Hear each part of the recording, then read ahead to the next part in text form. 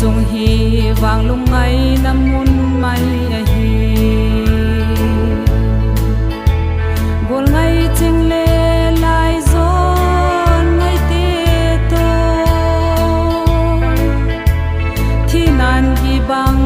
in ei hian in angai in kap lo the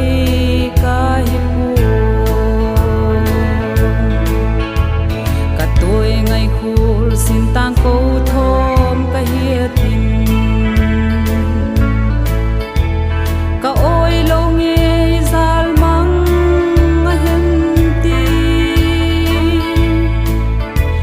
bial maling le zal mang hi lo zan mang chang sak thi mai le mo